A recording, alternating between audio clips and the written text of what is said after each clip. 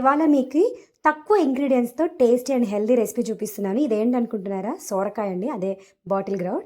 దాన్ని నేను ఇలా తురిమేసుకున్నా. ఇందులో ఆలుగడ్డ మిక్స్ చేసా, ఆలుగడ్డ చెక్ తీసి తురిమే అనమాట, అందుకే ఇలా కలర్ ఉంది.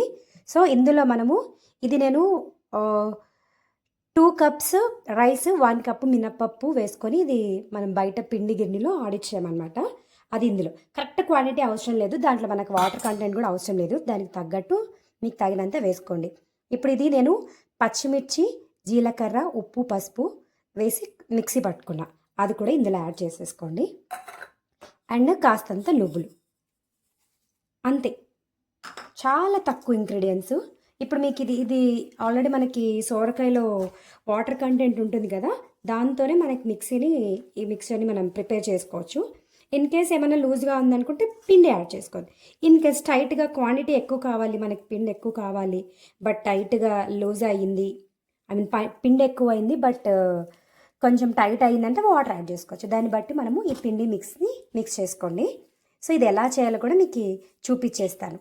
ఇది చాలా టేస్టీ అండ్ హెల్దీ అనమాట. ఎందుకు టేస్టీ అండ్ హెల్దీ అంటే ఇందులో మనము రైస్, మినపప్పు వాడాము, సోరకాయ, పచ్చిమిర్చి, నువ్వులు, జీలకర్ర అన్నీ వాడాం కాబట్టి మన ఫైబర్ కంటెంట్, ప్రోటీన్, కార్బోహైడ్రేట్స్ అన్నీ వచ్చేసాయి.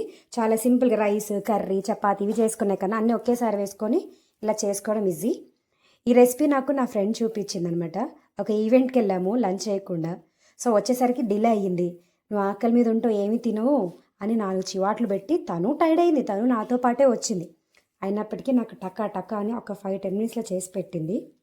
నీలాగా సరిగ్గా ఫుడ్ నువ్వు తినేదే కాస్త తింటావు, దానికి రైస్, కర్రీ, చపాతీలు ఇవెందుకు, ఇలాంటివి అయితే చాలా ఈజీ అని చేసి చూపించింది అనమాట.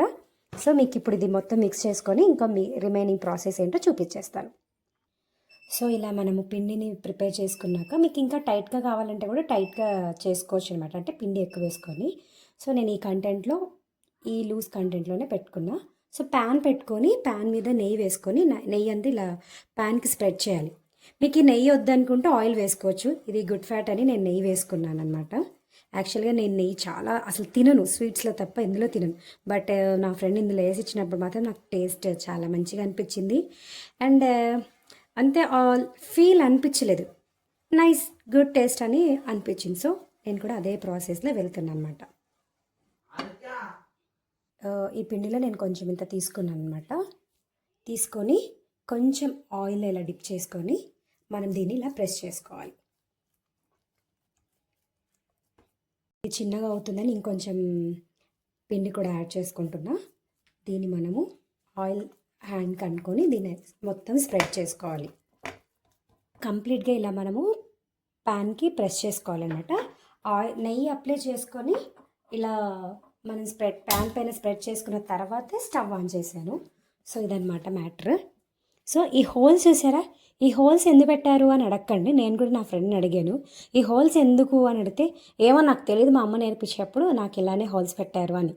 ఐ థింక్ మేబీ ఏమన్నా అంటే కొంచెం ఎయిర్ ఫ్రీ కోసమో ఏంటో నాకు కూడా తెలీదు. మీకు ఎవరికైనా తెలిస్తే కామెంట్ చేయండి, ఓకేనా. అండ్ ఈ రెసిపీ నేర్పించిన నా ఫ్రెండ్కి థ్యాంక్స్ నా తరపు నుంచి. అలాగే మీరందరూ కూడా నా ఫ్రెండ్కి వేసుకోండి. Thank you ASHA. సోరకాయ అప్ప రెడీ, తినడానికి టేస్ట్ చూడడానికి రెడీ ఉన్నా. తినేసా, కానీ ఏ మాటకు ఆ మాట అండి. నేను చేసిన దానికన్నా నా ఫ్రెండ్ చేసి పెట్టింది ఇంకా టేస్టీ ఉంది.